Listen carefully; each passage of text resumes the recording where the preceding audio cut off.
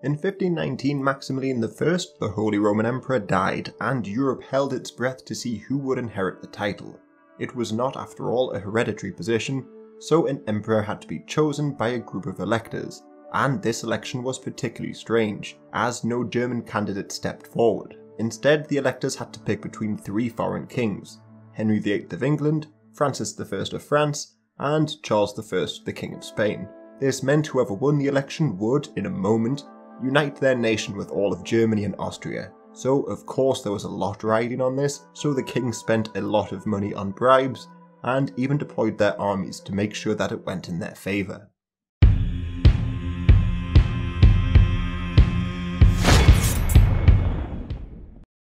Now many people may know that the Holy Roman Emperor was, in later history, usually a Habsburg. They after all ruled over Austria, the most powerful state in the Holy Roman Empire, and wielded the most power.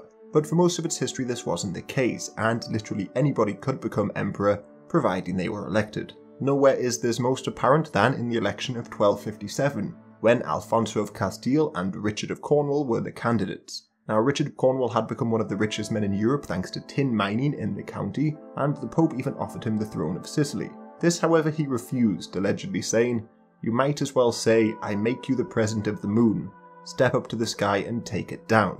But he was willing to step up and claim the title of King of the Romans, and only needed to persuade 4 of the 7 electors to choose him. These were the archbishops of Mainz, Cologne and Trier, plus the rulers of Saxony, the Palatinate, Bohemia and Brandenburg. So using his wealth he bribed 4 of them, and was thus appointed King of the Romans without ever having set foot in Germany beforehand. This was however at a time when the papacy and empire was at loggerheads, so he was never crowned emperor by the Pope. The first Habsburg came to power after him, but then the title swapped hands between the Count of Nassau, Duke of Bavaria, Kings of Bohemia, Kings of Hungary and the likes. These elections therefore were hotly contested, and as well as huge bribes, there was the occasional murder. For instance, in 1410 the election was contested between Sigismund of Hungary and Jobst of Moravia. Jobst won the election but died shortly afterwards, probably as a result of poisoning, leaving Sigismund to assume the title. Yet it should be said that during this period the empire was far from a unified force, as emperors wouldn't have the support of many rulers and would instead focus on strengthening their core territory. Plus, to further complicate matters, until the 15th century there were at least 2 popes and occasionally 3 popes. This, the Western Schism, meant that different rulers recognised various popes, and different candidates in the elections had the support of different popes. But by the election of 1519 these problems were not so prevalent. The papacy had been united again at the Council of Constance in 1418, and then, in the late 15th century at the Diet of Worms, serious reforms were made to unify the empire. The states had after all realised that they were weak in the face of Ottoman expansion in the south, a growing France to the west, and powerful rebels like the Hussites within. So a tax on all states was introduced to fund a large army, but this only lasted for around 10 years or so. Otherwise, medieval vendettas and feuds were banned as part of the everlasting peace, and the empire was divided into various circles to better organise defences and administer the region. Plus an imperial government was created which didn't last very long, yet it still showed whoever won the election of 1519 would not just inherit a title with little power, but real authority. And in fact it was only in 1512 that the empire got its new name, the Holy Roman Empire of the German nation. Maximilian therefore had set the framework to bring various states into some sort of a unified bloc. Plus, in just a couple of marriages he managed to put the Habsburgs in power in various states across Europe. He himself had married Mary of Burgundy and had a son, Philip. Mary however died young, leaving Philip to inherit her lands in Burgundy. Then Maximilian married Philip off to Joanna, the daughter of Isabel of Castile, and Ferdinand of Aragon. They had a son named Charles, who was born in the Low Countries in 1500, and at the beginning this just cemented an alliance between the two. But the heir to the now unified Spanish throne, John, the Prince of Asturias, died. Then so too did Joanna's elder sister, leaving Joanna and Philip set to inherit the kingdom. Philip had also died before his father, leaving Joanna the Mad as Queen of Castile, and the young Habsburg Charles as her successor. So herein lies the problem. Through just 2 marriages the Habsburgs had come to rule over Burgundy and Spain, as well as their homeland in Austria. As Maximilian said, "Let others wage war, you, happy Austria, marry." France was obviously not at all happy about this, These marriage alliances were, after all, intended to push back French advances made during the Italian Wars, and in 1515 the ambitious Francis I came to the throne, and he feared a unified Germany and Spain, as he would of course be surrounded. But many German leaders also disagreed with Charles inheriting his grandfather's title of Holy Roman Emperor, as he was a foreigner, born in the Low Countries and unable to speak German. Meanwhile, just a few years earlier, Henry VIII had become King of England, and initially he joined the Spanish in fighting the French. After all, he was married to Catherine of Aragon, the aunt of Charles. But he had depleted his treasury and gained very little through this alliance, and would go on to swap sides a couple of times. So now the three major European nations were ruled by young kings, and there was a potential for something remarkable to occur. Cardinal Wolsey saw this and helped to broker the Treaty of London, essentially a promise of peace in Europe. This was signed by all the major European powers, and had it worked, it would have united Christendom against the advances of the Ottomans.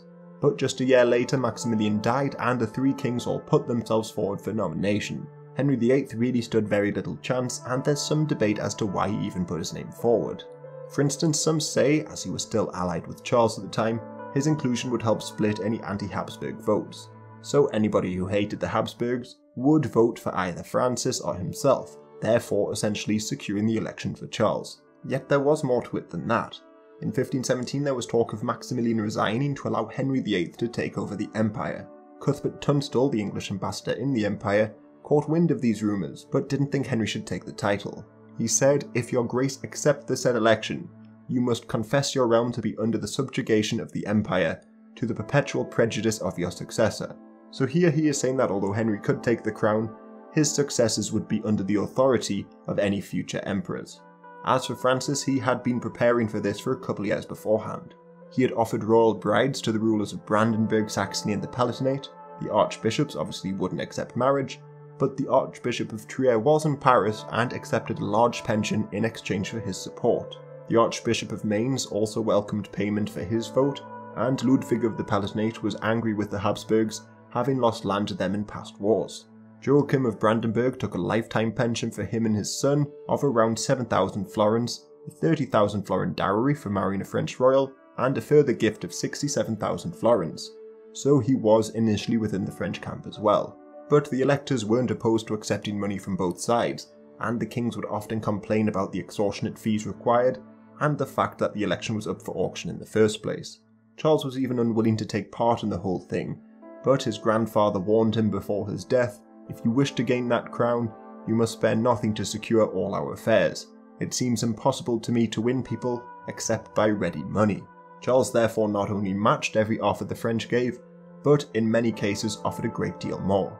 Even before his death, Maximilian promised 4 electors, as well as their advisors, princes and anybody else who helped, an annual pension totaling 70,000 florins, as well as additional gifts. It was really a flurry of activity, as demonstrated in the diaries of Mario Sanuto, a Venetian diarist. He recorded all the news around this time, and in the months preceding the election, roughly every 1.5 days, he recorded some news relating to who was promising their vote to who, and as you'd guess, they often contradicted each other just days later. Unfortunately, there's really no evidence that survives from the electors themselves, and why they voted for who.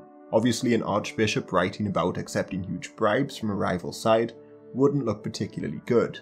Yet we do know Charles did launch quite an effective propaganda campaign, sending out ambassadors to promote his German heritage, while others discreetly would accept Charles solely because of his large domains elsewhere. This they thought would essentially give them freedom, as he'd be too busy with Spain and Burgundy.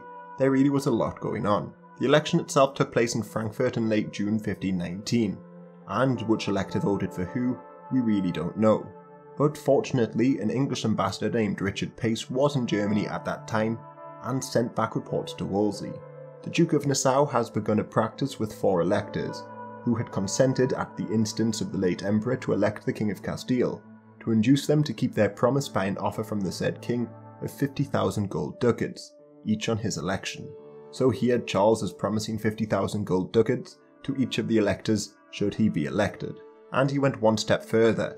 All the emperor's friends are on the King of Castile's side, and they have now 40,000 foot and 6,000 horse ready for his defence. All the earls having dominion about the Rhine are ready to take his part and will punish the 4 electors if they do not perform their promise to the late emperor. Besides, there are 25,000 Swiss ready to act against the French king if he make any attempt by force of arms. Furthermore, knowing that bribery was the best way to gain support, Charles and his allies had set up a perimeter of sorts, ready to block any Frenchman with money from entering the region. As Pace says, a French ambassador lately going to Hungary had been arrested at Linz, with, it is thought, much money. Another Frenchman has been taken passing secretly at night by the Rhine with money. The French king has made an army of 30,000 men, and 10,000 English archers will join them, ready to take their way to Lorraine. So the French too were also ready to show force. But Charles proved successful, and he became the most powerful ruler in Europe, uniting Spain with the Holy Roman Empire.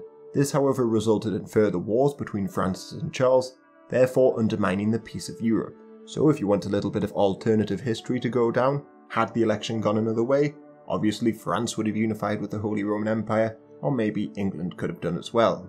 Maybe the Treaty of London that unified Europe could have been more effective at challenging the Ottomans. Plus, Charles did plunge himself into quite a bit of debt during the whole election campaign. He had to borrow a great deal of money from German banking families like the Welsers and the Fuggers, and here is another little bit of alternative history for you. In order to pay back these debts, Charles gave Bartholomeus Welser the right to colonize Venezuela. There were some conditions to this, like they had to conquer the country at their own expense, but for around a couple of decades, Germans ruled Venezuela. They founded towns like Maracaibo, fought the locals and explored the interior in search of El Dorado, but I'll probably make a video about this in the future. So here's my question to you. Do you have any other contenders for the greatest election of all time? Maybe some election for a Polish king, for instance? But let me know in the comments below.